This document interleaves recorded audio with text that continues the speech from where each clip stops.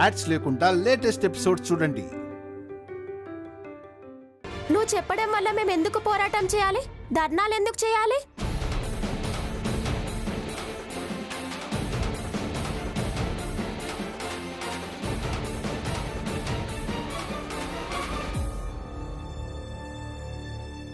నా కొడుకు తన గురించి ఆలోచిస్తాడా? అసలు మీరేమంటున్నారు?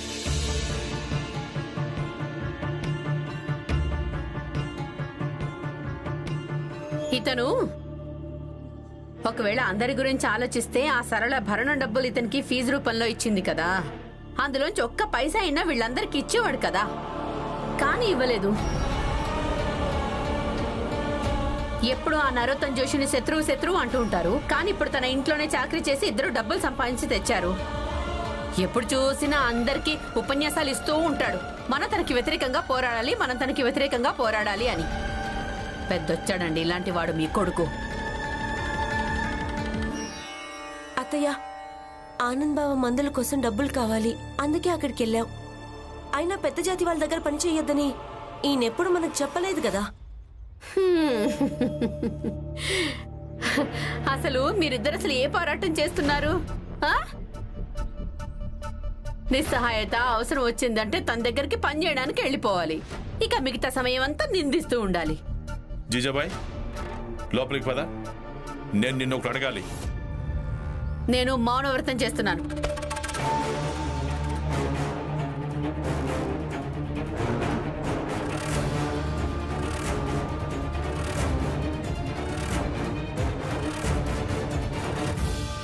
ఒకవేళ మీ అందరికీ ఇలా అనిపిస్తుంటే గనక నేను మిమ్మల్ని మోసం చేశాను అని, అందుకు మీరంతా నన్ను క్షమించండి.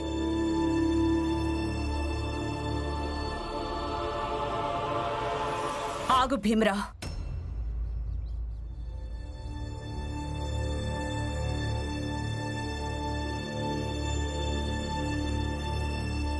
భీమరా, ఇవాళ జోకు చచ్చేవాడు బతికిపోయాడా, కానీ ఈ ఆపద సమయంలో నువ్వు నాకు తోడుగా లేవు. నేను నిన్ను నిందించడం లేదు, కానీ నేను చాలా ఆలోచించాను. నేను నీకు సహకరించడం వల్ల సంతోషంగా ఉన్నానా, ఒకప్పుడు నీకు సహకరించలేదు అప్పుడు సంతోషంగా ఉన్నానా? ఇక చివరికి తేలింది ఏంటంటే ఈ జీవితం చాలా చిన్నది, దీన్ని ఇలా పోరాటాలు చేసి పోగొట్టుకోలేమో.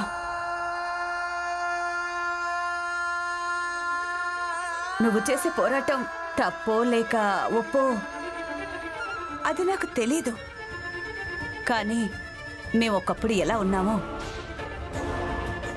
అలాగే ఉండనివ్వు.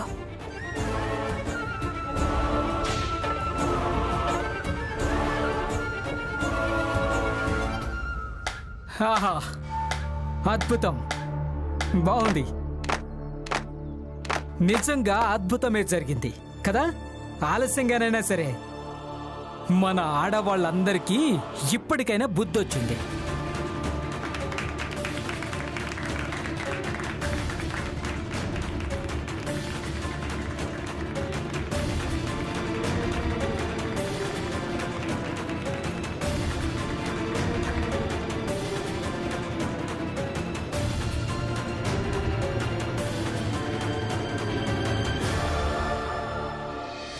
జీజాబాయ్, నాకు నిజం చెప్పు.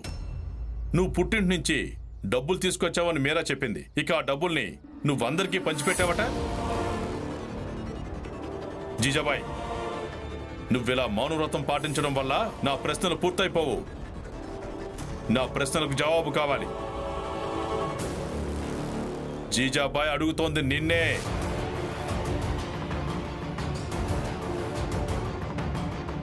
సరే, జవాబు ఇవ్వద్దు. ఏం చేస్తావో చేసుకో, కానీ నేను చెప్తున్న ఈ ఒక్క మాట గుర్తుపెట్టుకో. నువ్వు ఎంత ఎక్కువ తప్పులు చేస్తే నువ్వు అంత ఎక్కువగా అనుభవిస్తావు.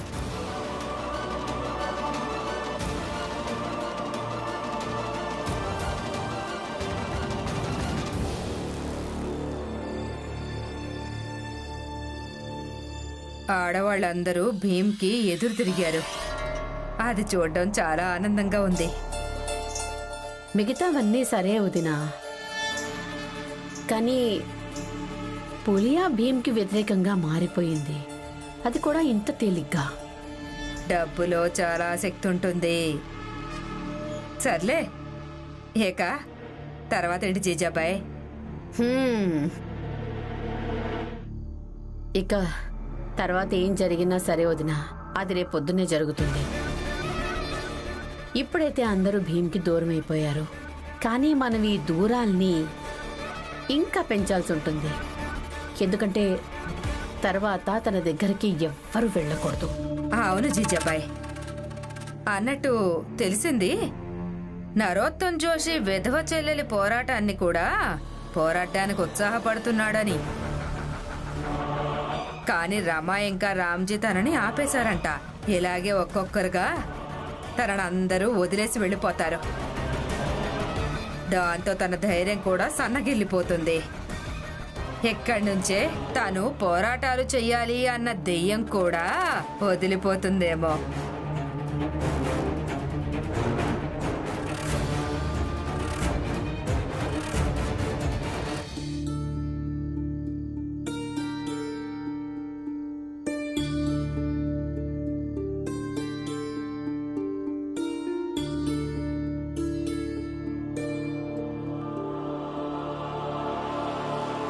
అక్కడ అత్తారింట్లో మీ కూతురు తన భర్తని మింగేస్తుంది, ఇప్పుడేమో మరొకరికి వల వేస్తుంది. తను ఒక విధవ అయ్యుండి కూడా నియమాలను పాటించడం లేదు. ఇలాంటి కూతురుని మీ దగ్గరే ఉంచుకోండి. ఏ రోజైతే మేము దీనికి కన్యాదానం చేశామో దీని బాధ్యతలు మేము అదే రోజు పూర్తి చేసుకున్నాం. విధవి మరి విధవా ధర్మాన్ని పాటించాలి కదా. నూతనని ప్రేమించి దేవుడి ఇష్టాన్ని వ్యతిరేకించి కలలు కంటున్నావా? ఈమెను పెళ్లి చేసుకోవాలన్న నిర్ణయం నాదే. ఎందుకంటే స్త్రీలకు కూడా మగవాళ్ళలాగే మరోసారి జీవితాన్ని ప్రారంభించే హక్కు ఉండి తీరాలి. ఒకవేళ పెళ్లి విషయం నీ నోట్లోకి వచ్చిందంటే నేను నీ నాలుక చీరి పారేస్తాను, అర్థమైందా? విధవ చూడు చూడు చూడు, మా అక్క ఒక విధవ. తను విధవలాగే బ్రతకాల్సి ఉంటుంది, అర్థమైందా? నాకు కేవలం ఏమనిపిస్తోందంటే మీరు మీ కూతురికి వివాహాన్ని ఇతనితో చేయించడమే మంచిదని. ముందుకొచ్చి గడప దాటి చూపించు, ఆ తర్వాత నేను నా విధవ కూతురు వివాహం అభయ్తోనే జరిపిస్తాను. భీమ్రావ్, నువ్వు ఏ విధంగా నీ ప్రాణాలని వదులుకోలేవో సరిగ్గా అలాగే మేం కూడా వదులుకోలేం మా సంస్కృతిని, మా సాంప్రదాయాల్ని, మా బాధ్యతల్ని, మా ధర్మాల్ని. నేను చదవాల్సి ఉంటుంది, ఇంకా బాగా చదవాల్సి ఉంటుంది.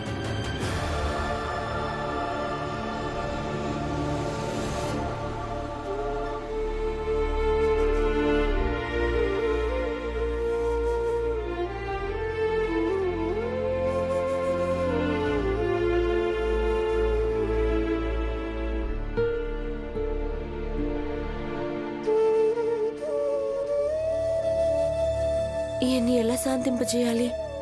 నాకు తెలుసు, ఈయన పదే పదే అవే విషయాలు తలుచుకుంటున్నారు, అలాగే ఆందోళన చెందుతున్నారు.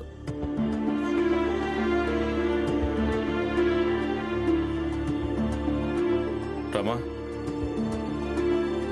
చూడమ్మా, నేను వెళ్ళి లాయర్ గారితో మాట్లాడాను. ఆయన ఏమన్నాడంటే భీమ్కు ఆఫీస్లో కొంచెం ఎక్కువ పని చెప్పి పనుల్లో ఇరికించి పెట్టి ఉంచుతానన్నాడు. ఎందుకంటే వీడికి తీరిక సమయం దొరకకుండా ఉండటానికి, అలాగే వీడు ఆ విషయాల గురించి ఆలోచించకుండా ఉంటాడని. మంచి పని చేశారు మావయ్య.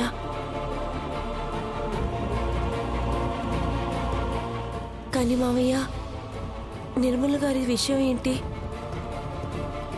తెలీదు. ఈ సమాజం మొత్తం మారిపోనంత వరకు. ఇప్పుడు ఇలాంటి పరిస్థితుల్లో అందరికీ ఏమేం జరుగుతుందో అది వాళ్ళ తలరాతే అవుతుంది.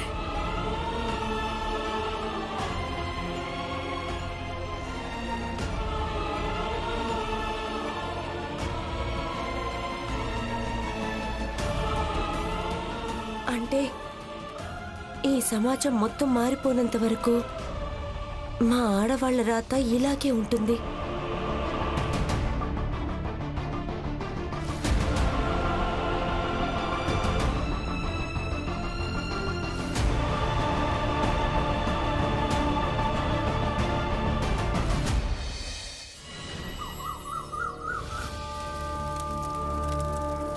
మీ అందరి కోసం నేను ఒకటి ఆలోచించాను. దాంతో మీరు కొంచెం సంపాదించుకోవచ్చు. మీ వ్యాపారం కూడా పెరిగిపోతుంది. ఎలా? పులియా ఇంకా జోకు అన్న, మీరిద్దరూ చాలా దూరం నుంచి బట్టలు తీసుకొస్తారు కదా. ఇప్పుడు అంతకంటే కూడా ఎక్కువ దూరం నుంచి బట్టలు తీసుకురావాలి. బట్టలు పెరిగాయంటే సంపాదన కూడా పెరుగుతుంది కదా. అదంతా సరే, కానీ మేమైతే ఇంత పని చేసిన తర్వాత అలసిపోతాం. ఇప్పుడు అంత దూరం ఎలా వెళ్తాం? ఈమె నీకోసం పనిచేస్తుంది. ఈమె కూడా పని దొరుకుతుంది. ఏమంటావ్? సరేనా? చూడు పులియా, నువ్వేం బెంగపడకు. ప్రారంభించడానికి నీకు నేను కొంత డబ్బిస్తాను. ఇక నెలాఖరున నువ్వు జీతం ఇచ్చేసేయ్. ఇదిగో.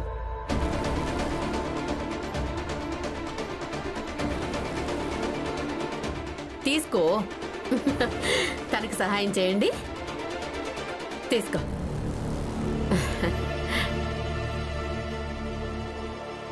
తీసుకో పులియా, పర్లేదు తీసుకో. చూడు, నువ్వేం బెంగపడకు. సంపాదన పెరుగుతుంది. అద్భుతం జీజాబాయ్, నువ్వు నిజంగా చాలా మంచి పని చేశావు. దీంతో మాకు చాలా మేలు జరుగుతుంది. జోకు అన్నా, అందరికీ మేలు చేయాలి. ఇంకా ఏమేం చేయగలనో ఆలోచిస్తాను. జీజాబాయికి జై, జీజాబాయికి జై, జీజాబాయికి అరే ఏంటి మీరు? జై, జీజాబాయికి జై, జీజాబాయికి జీజాబాయికి జీజాబాయికి జై, జీజాబాయికి జై, జీజాబాయికి జై, జీజాబాయికి జై, జీజాబాయికి జై, జీజాబాయికి జై, జీజాబాయికి జై, జీజాబాయికి జై, జీజాబాయికి జై. ఈసారి ఎలాంటి వల వేస్తున్నానో అందులోనూ తప్పకుండా ఎరుక్కుంటావు భీమ్.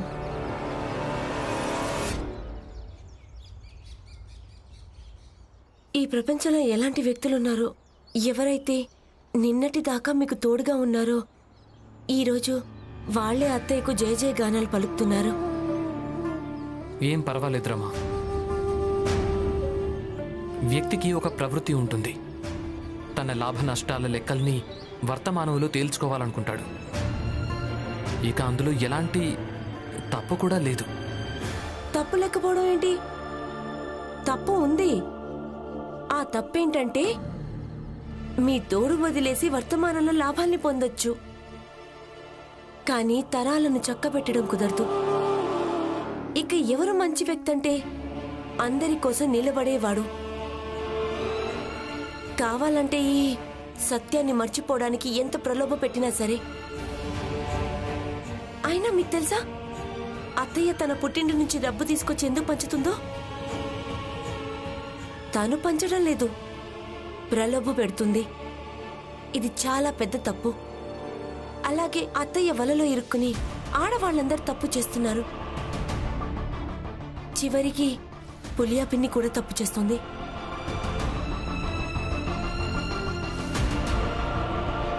ఇది వినడం చాలా సంతోషంగా ఉంది. ఇది తెలుసుకుని నువ్వు ఇలా ఆలోచించటం. కానీ ఈ ప్రపంచంలో అందరూ రమాబాయిలాగా ఆలోచించలేరు.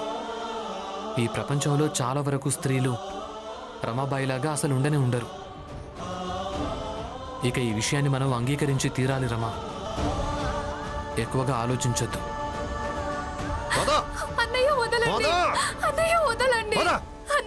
ఈ నరోత్తమ్ జోషి ఏం చేస్తున్నాడు? వద్దు, కానీ తను మీరు వెళ్ళడానికి అసలు నువ్వేమంటున్నావు రమా?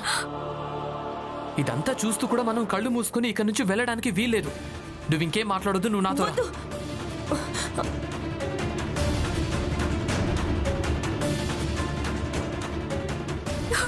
వదిలేయండి. అయ్యో నరోత్తమ్ గారు, అన్నయ్య వదిలేయండి. అన్నయ్య మంచిదైంది, నువ్వు రావడం మంచిదైంది భీమరావు.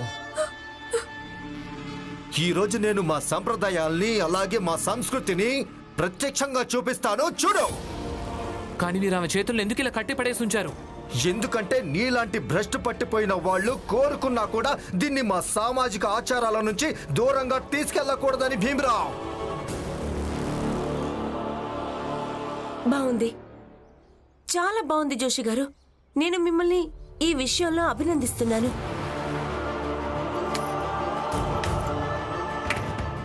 చాలా చాలా అభినందిస్తున్నాను.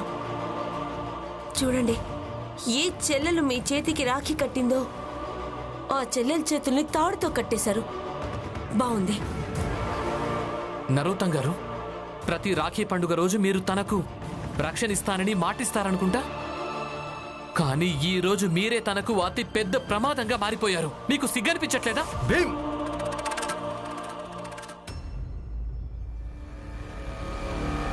సిగ్గనిపించడం మంచిదే. పదే పదే తమ స్తోమతను మర్చిపోయే వాళ్లకు, అలాగే పదే పదే వెళ్ళగొట్టిన తర్వాత కూడా ఏ మోహం పెట్టుకుని వస్తారో ఏమో. మీరందరూ రావడం మంచిదైంది. మీ అందరినీ ఇక్కడికి ఎందుకు రమ్మనడం జరిగిందంటే, ఎందుకంటే ఇది చేసిన దానికి నేను మీ అందరికీ క్షమాపణ చెప్పుకోవడానికి, అలాగే మీ అందరి మార్గదర్శకంతో ఇది చేసిన తప్పులను సరిదిద్దడం కోసం.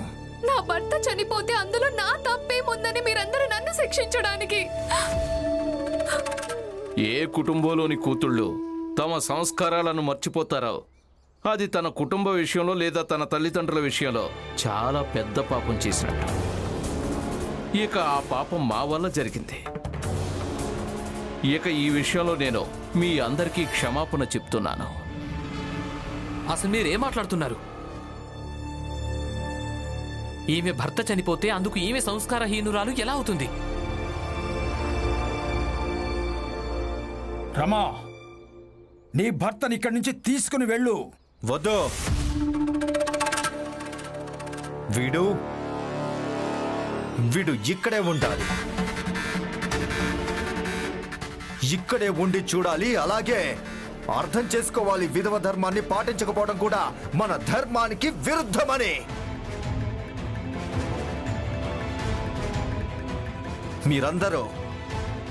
మీరందరూ దీని జీవన విధానాన్ని నిర్ధారించండి.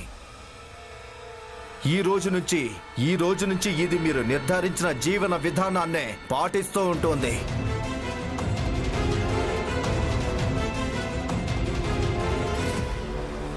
అంతా వినండి. జనార్దన్, దట్వార్, సకరం, జోకు, ఇలా రా, త్వరగా రా, ఇలా రా. అవును, రామ్జీ ఎక్కడున్నాడు? అసలేం జరిగింది హితేష్ అన్న? అది ఈ భీమ్రావ్ మళ్ళీ నరోత్తం జోషి అలాగే మిగతా వాళ్ళతో పెట్టుకున్నాడు. అవును, కొంచెం మీరే ఆలోచించండి. రామ్జీకి చెప్పేయాలి. ఎప్పుడైతే ఈ తండ్రి కొడుకులు ఇద్దరు పరిగెత్తుతారో ఉరుకుతారో ఆందోళన పడుతూ ఉంటారు కదా, నాకు చాలా ఆనందంగా ఉంటుంది. నువ్వన్నది పూర్తిగా నిజమే హితేష్ అన్న. ఇంకెక్కడికి వెళ్తాడు? ఇంట్లోనే ఉంటాడు. పదండి, వినోదం పొద్దుదాం. ఎక్కడికి? రామ్జీ ప్రతి విషయం మీకు నేర్పించాల్సిందేనా ఏంటి? ప్రతి విషయం ఆయనకు చెప్పడం అంత అవసరమా? కొన్ని విషయాలు దాచిపెట్టడం కూడా మంచిదే. ఆయన ఏమనుకుంటున్నారంటే కొడుకు న్యాయవాది దగ్గరికి వెళ్ళి ఉంటాడని అదే ఆలోచనలో ఉన్నారు. అందుకే ఈ పరిస్థితిని ఆనందించడం నేర్చుకోండి. ఇక ఇది ఆలోచించండి, భీమ్ సమస్యని ఇంకా పెద్దది చేయడం ఎలాగా అని. సరే నరోత్తం, వీళ్ళంతా ఏమేం చెప్తూ ఉంటారు అదంతా నువ్వు రాసుకో. తనకు కాగితం ఇవ్వండి. అలాగే.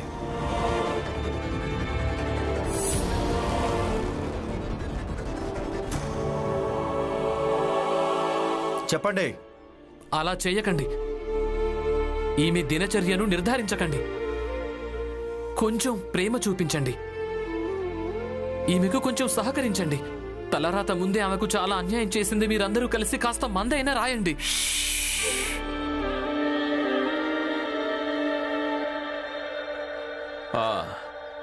ఇక మీరందరూ నియమాలు చెప్పండి.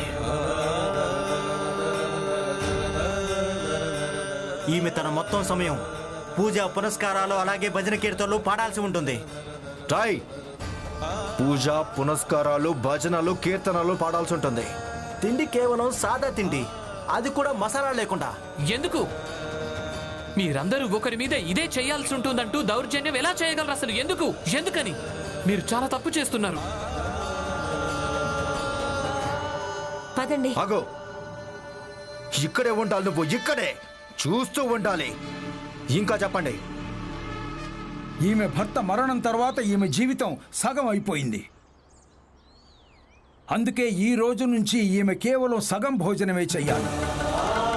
రాయ్ దేవేందర్, కేవలం సగ భోజనమే. అలాగే ఈమె తనకు తాను ఎలాంటి శుభకార్యాలకైనా దూరంగా ఉండడం మంచిది. ఇక నుంచి ఈమె జీవితం సాధారణంగా ఉండాలి. ఈమె జీవితంలో ఒక రంగు ఉండదు, ఒక రుచి ఉండదు, అలాగే ఏ ఆనందము ఉండదు. శుభకార్యాలకి దూరంగా ఉండాలి.